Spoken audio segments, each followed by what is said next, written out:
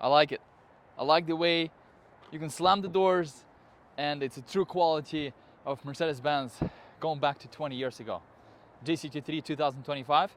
We'll talk about all changes on new G Wagon, and in the end of this video, I'll give you a lease and finance payments breakdown.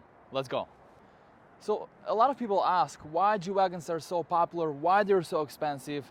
They don't understand the phenomena of the G Wagon. Let me explain. This SUV right here, it has no competition out there. It's a monster with 7,000 pounds, over 7,000 pounds of weight that goes 0 to 60 in less than 4 seconds or at 4 seconds. And it will give you a quality that Mercedes-Benz doesn't really delivers in the last 5-10 years, going back to 20 years where cars had more metal, where the build of the car was more solid, and there is just nothing like these on the market. And that's why people are ready to pay. By the way, please don't forget to hit the like button and subscribe to the channel if you want to see more videos like this. I'm glad that Mercedes-Benz kept a gasoline G Wagon. I'm glad that Mercedes-Benz kept V8 in the GCT3. They got rid of V8 in G550, and now it's still on the top of the demand for G Wagons. We have now G580 that is in the middle, both price-wise and performance. It's electric G Wagon that did really well when it came out, but now the sales start to climb down a little bit. But GCT3 is the money-making machine for Mercedes-Benz for a reason, and Mercedes-Benz loses a lot of money on smaller cars like C-Class and GLCs. They sell a lot of them, but it's just to get people into the brand, so later they have loyalty to buy a G Wagon or more expensive cars.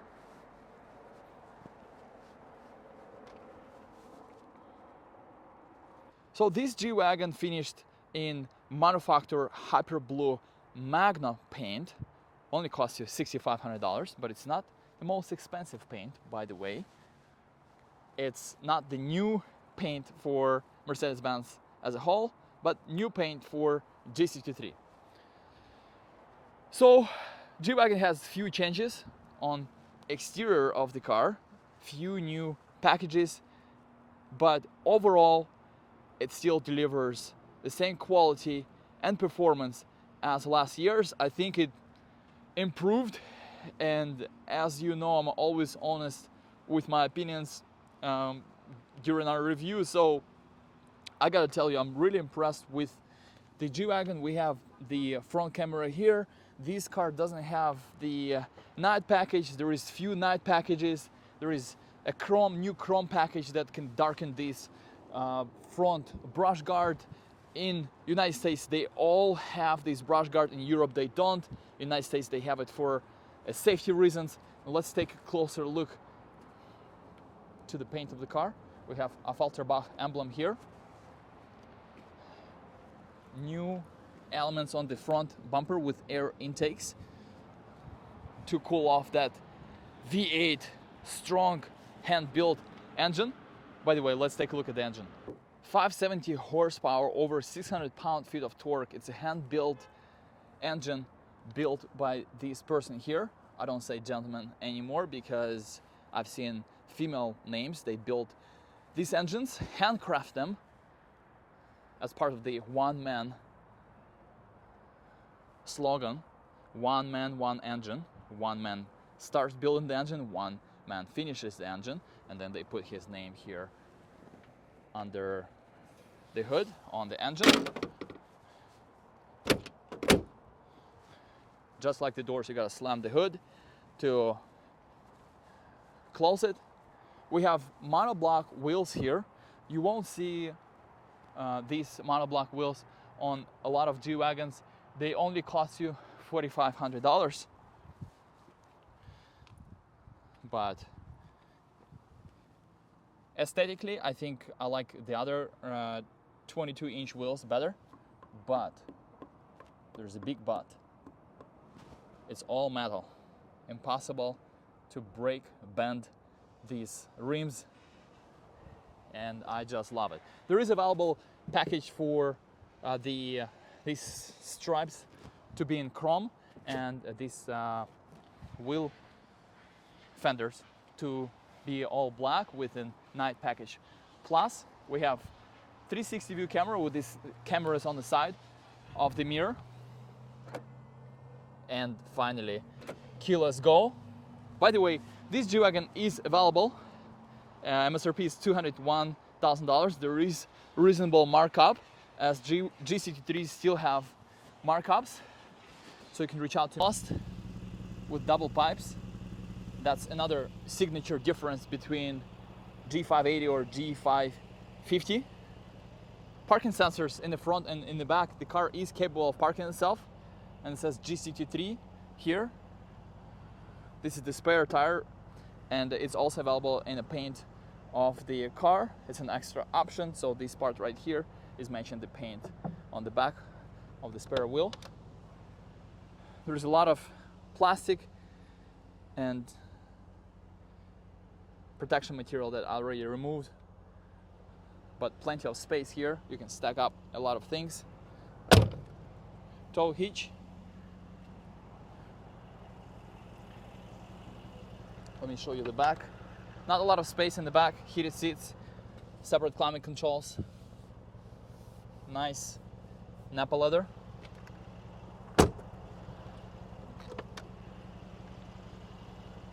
And in the front, we have a lot of different variations of the interior with diamond stitching as an upgrade. This car doesn't have a lot of options, but has the right options as far as the seat controls with the massage feature. You have cooling and ventilated seats. And now standard, the headliner has this microfiber material. Of course, big change on navigation and software. Now it's all wireless. Let's put it in Sport Plus.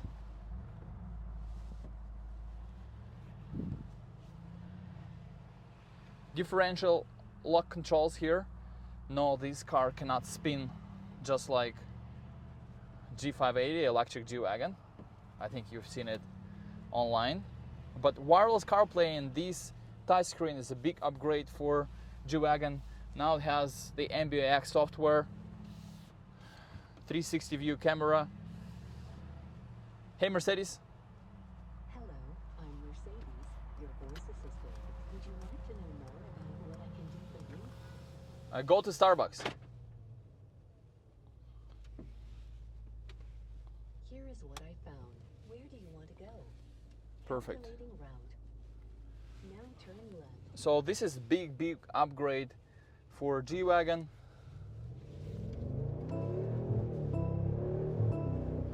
And it's the feeling that you can't express when you hear this engine and you don't expect this heavy SUV to go this fast, and you sit very high in the GCT3, so the seating position is very high. So that's it for today, guys. Let's look at the numbers, and if you like this car or you would like to order G Wagon, you can reach out to me and I'll be happy to assist. All right, let's take a look at the numbers of this GCT3. MSRP is $201,735. I typed it in because the vehicle price is $226,000. That includes the markup. Yes, there is a markup, and no, if you order the car, we will not sell the car at MSRP unless something drastically changes in the demand of the car or economy of United States. I truly can't see the markup to be waived for GCT3, and you might ask why. It doesn't make sense, or I will never pay a markup. And what I gotta tell you, you can wait, but the reason dealerships charge the markup, even now after COVID, even now when all the markups are gone, because the used ones, GCT3s, sell for more or the same money just like the new ones. So why would Mercedes-Benz dealerships sell them for less or the same as the used car dealers that got it from auction. So now you'll see the finance payments here, 48, 60, and 72 months based on this APR. There is no special APR. It all depends on your credit. If you register under business, normally these APRs go up because the banks kind of have the monopoly on providing the loans on this type of a car, and there is only a few banks that are capable of providing finance and business loan for GC23s. These are your lease payments. So you can see your residuals. They include the Orange County tax, but if you're out of state or you're in a different county, the payment will go up. No specials, no programs that Mercedes-Benz would give to lower the monthly payments here. And normally you need more than $10,000 or $20,000 down to qualify for this car, unless you already have some comparable loans in the past with Mercedes-Benz or high-end cars. So here's the other door with taxes. Tax is huge on this car. So now I have all this information. I plugged this information in ChatGPT, and let's see what it recommends us. Let's ask it, what should I do here? Finance or lease this new G63. Let's see what AI tells us. Okay, so it tells us the residual values, your monthly payments for 10,000 miles, finance alternatives, and all the breakdown, how much total you're gonna pay. And let's wait for the conclusion. So my recommendation: leasing 36 months, best for flexibility, lower upfront cost, and if you don't plan to keep the car long term. Financing 72 months, best for long-term ownership, higher mileage if you're confident in the G63 resale value. So it looks like AI doesn't know what it's talking about, because all G63s hold the value pretty well, and my recommendation is to buy it. But even if you lease it, you can always look at the resale value at current value of the car, and instead of just returning it, you can gain the positive equity selling the car to the dealership at the end of the lease. And it doesn't really matter what you do. If you plan to buy it out after the lease, you're better off just buying it in the first place originally when you buy the car new, because you'll end up paying more. If you just want to lease it for different purposes, for let's say business or any other reason, then lease it and don't just return it. Check the value of the car first, because normally the value of the car at the moment of the end of the lease is higher than the actual payoff or your residual value.